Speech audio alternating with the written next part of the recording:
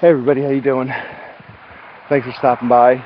If you like the content, please like and subscribe. I apologize, we're making a lot of mistakes along the way. This is one of my first videos, but I plan on filling this channel up with all kinds of projects and ideas anybody can do at home. Cool stuff, gadget reviews, you name it. As the title says, I'm going to get right to it. We all have Amazon showing up every single day. Boxes pile up, and then you're waiting for the recycling people to come pick everything up and cart it away from you.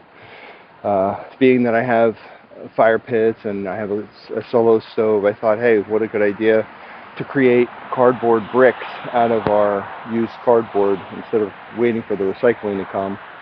And yeah, there's a lot of presses and things on the market you can go out and buy. They seem to be made out of like cheap flimsy metal that rust and break down. So I thought, what's a cheap way for me to do this that anybody can do, and it'll last and it works. It takes a little bit more time, but I think it takes less effort if you're patient. And the good thing about this particular case is we're dealing with buckets everybody has, whether they're old used spackle buckets, although I would wash those out obviously, or something.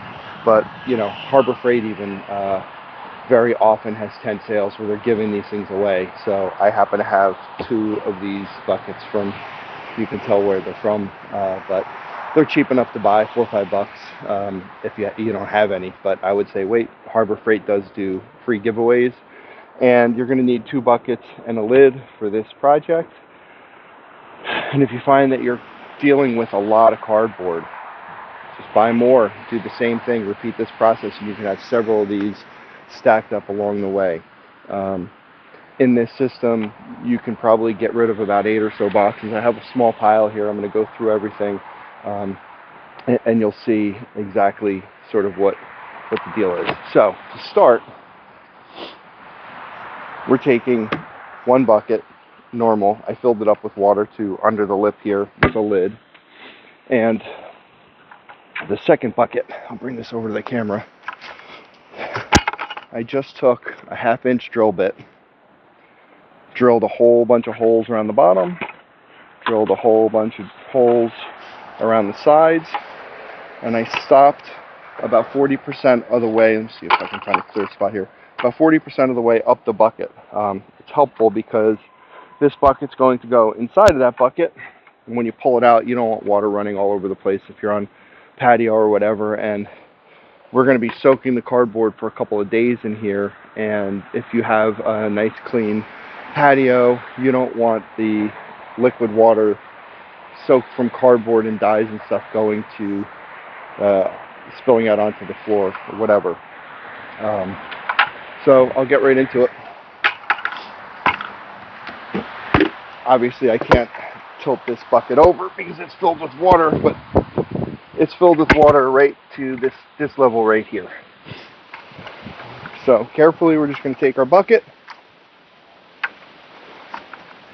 slowly lower it into the water so that we don't spill any over. There you go. Something I want to note, all this kind of cardboard is perfect for this project. However, one of the tedious tasks you're going to find is plastic's got to go. We're eventually going to be burning this, and I would suggest you don't use this process for inside your home. I'm not an expert. I'm not an expert in chemistry, so I don't know how safe that is. But we're going to be burning this outside in a solo stove. It's perfectly fine, and I make sure to go through the process of checking every box and just simply pulling the plastic out. And since we're soaking these in water, you want all the plastic bits out because they're just going to ruin the process, and you don't want to be burning plastic. But it also makes it a lot harder to get these things mushy. You want to get the cardboard mushy, which is why we're leaving it in the water for a couple of days to soften them up so that we can compress them. And I'll show you the whole process in a few minutes. Let's just get this off of here. Okay. So, basic timelines. I'll put some kind of a description in the box. But what I like to do is once I fill this thing up, I have water in here.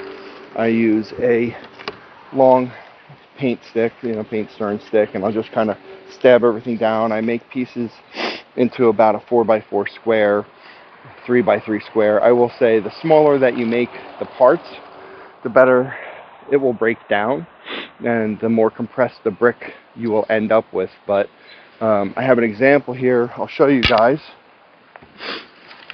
This is 8 cardboard boxes from Amazon. You can kind of see pieces of it here. Now, two days, so 48 hours in the water, and you can mess around with your own timelines with what works for you.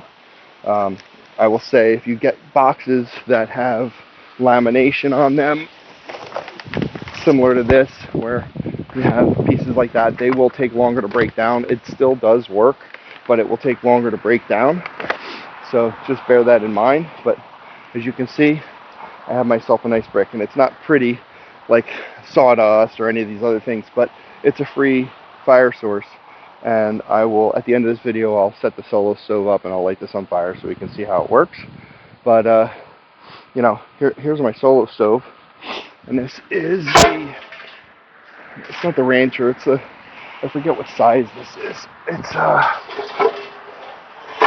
not the big campfire one. It's about, I think it's 14 inches in diameter, something like that. But this fits right in there. Now, I will say, sometimes I'll put them up like this, but you want to make sure, because of the nature, especially in a solo stove, there's holes in the bottom and holes on the top and the inside of this. And you want to make sure that it doesn't hug the edges, right? So when I put this in here, I don't know if you're going to see this on camera, you have space for the holes on the bottom to get air still, and that's very important for smokeless campfires. So that, if you fill the whole ring here, then the process doesn't work, because it needs intake air, it needs exhaust air, and then you get a great burn. So get that out of the way. I will note, if you have a fire pit, this will work just fine. The one thing I'll say is, as it starts to break down, since we're not using, an hydraulic press or anything like that to really compact this, just make sure you're safe, you have water around, or if you have a spark arrest or screen cover over the top of it, just so pieces don't go flying, and general safety rules. That being said, I'm going to cut up a bunch of cardboard, and I made a big mistake. See, this is what happens when you make your first YouTube channel. I'll probably keep that in, but of course now I got to go back and fill this bucket up. The way of the world, right? I'll time lapse this process for everybody, so you don't have to sit here and watch me do monotonous, tedious things.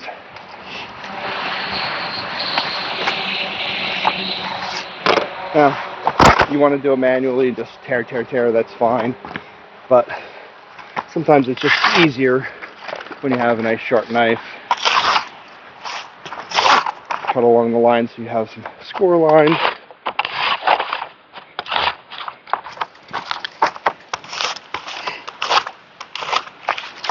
And this is a basic size that we're going to deal with.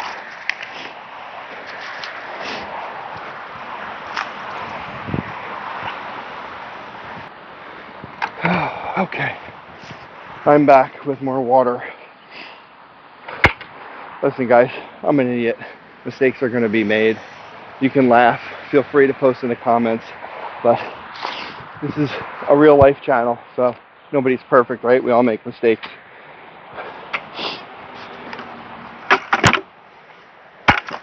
Let's do this again.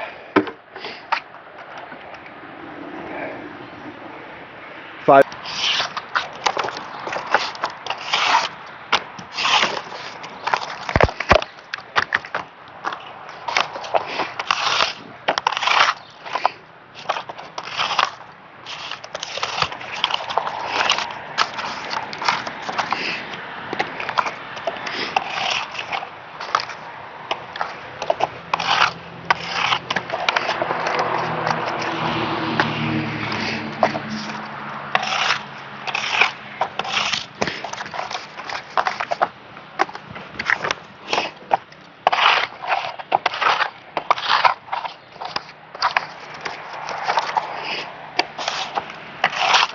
good thing about this, it's not hard work at all.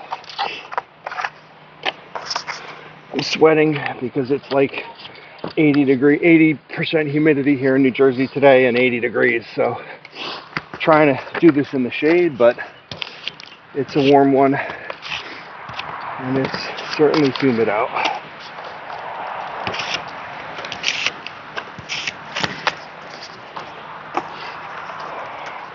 Don't cut yourself when you're doing this. You know, basic shop safety rules. Maybe wear gloves or something, but I don't do that. Now, a couple more pieces in here.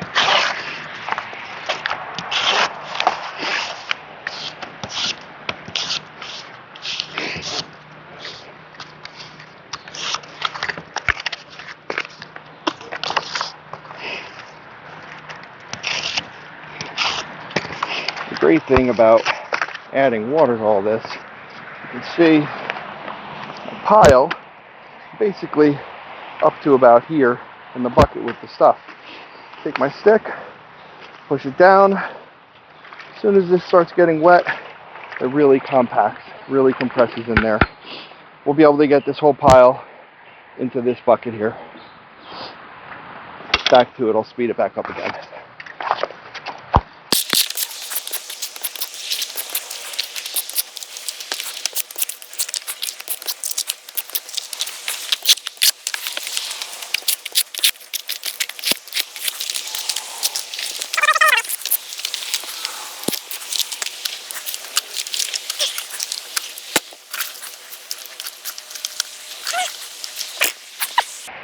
You might be asking what I'm cutting on. You choose for you, but it's a good introduction. I'm going to create another video. It'll probably just be a short. For all you gun enthusiasts out there, shooting enthusiasts, this is part of a horse stall mat that I just taped off, spray painted, and this becomes a self-healing target. So instead of going to the range, shooting at paper and having it tear out, I like to go to outdoor ranges. This is really nice. You just spray paint over the holes and you can put thousands of rounds through this. Holds up steadier, so there will be a short for that coming up. But back to this video.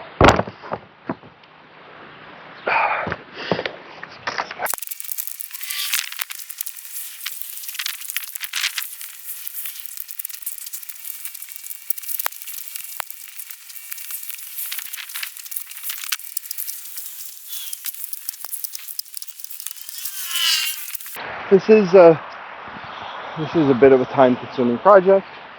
You know, a little bit of work involved, but burning in a fire pit, I mean, this is free firewood, and I don't know where you're at. Maybe you have woods and you want to cut down. You have plenty of wood to make for your fires. That's fine. That's great. That's dandy. For me, my area, I have to go and actually buy firewood, which is ridiculous, and I have to deal with cardboard. So this solves two problems for me. This becomes kind of a win-win. They burn well. Now, like I said, the price is time.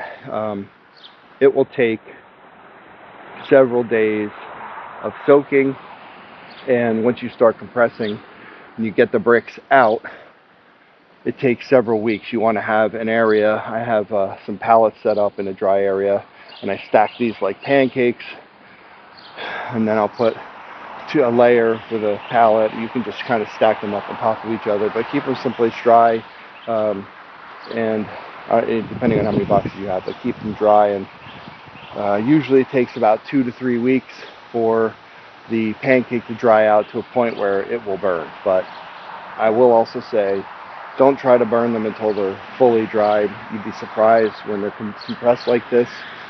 They hold water like a sponge for a long time. So the big deal is really truly letting these things dry out long enough. Like I said, get multiple bucket sets, cheap and easy. You could probably be running 3 of these setups at a time.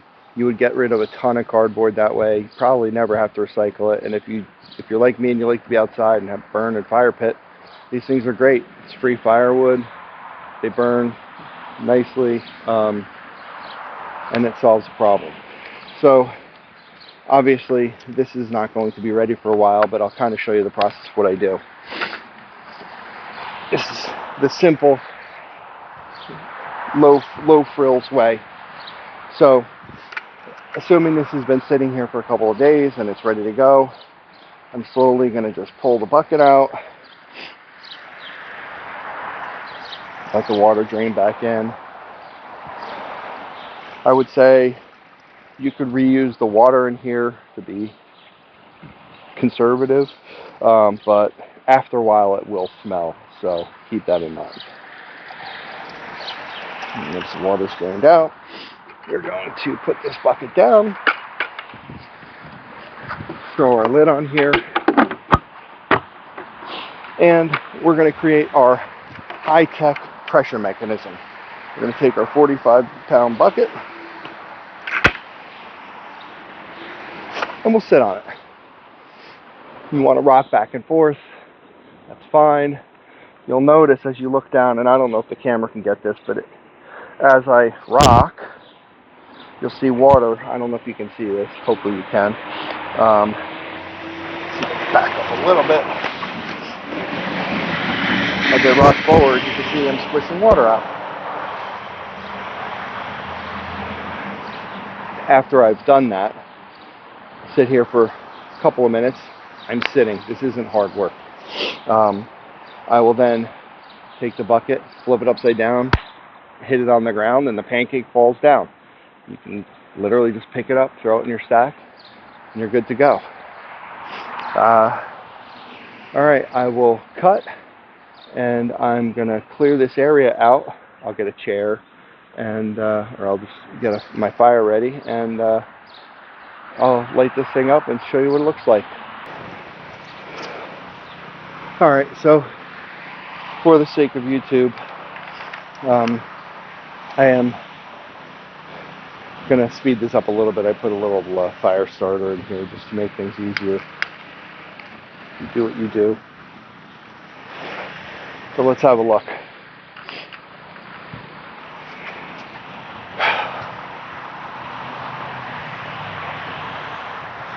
I hope you guys like the video. Like and subscribe. We're going to start this journey off together. All kinds of projects I want to do. If you get some time to look, one of my favorite channels out there is Wrangler Star. I really like the things he does, and I'm on a mission. While I like all the things he does, and I think he's a really cool guy, he talks about East Coast man quite a bit, and you know how East Coast man, I guess we're not afraid to get our hands dirty. We're not afraid to be creative. Well, and I don't mean that in a derogatory sense. I don't take it that way. I get where he's going with the concept and the logic behind it, and I think a lot of people nowadays are just taking the easy way out.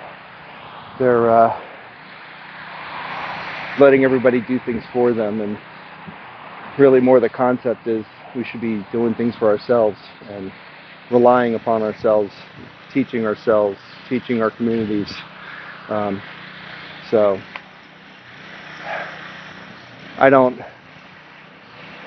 have any problem with what he says, but I will say we're going to show him East Coast man knows how to do things. We know how to get our hands dirty. We know how to work hard, and we know how to produce. I hope you like the video. Stay in touch. Subscribe and like the videos. I'm trying to get to a place where I can monetize at some point. There's going to be a lot of mistakes. I will keep the mistakes in the videos somehow. It's fun to have fun and laugh and learn along the way. You know, success doesn't come without failures, and that's how we learn, right? We learn from our mistakes, and we learn from having things broken. If things aren't broken, we don't grow, we don't learn, we don't get better. So let's go from there. At this point, I think you can see my success. In the Solo Stove, we don't have paper flying around. It's actually a pretty windy day. I don't know if you can see the leaves behind me blowing or the fire blowing sideways, but it's a pretty windy day here, and I don't have pieces of paper blowing all over the place, blowing around. To me, this is a win-win. I get rid of my recycling. I'm burning, in essence, wood.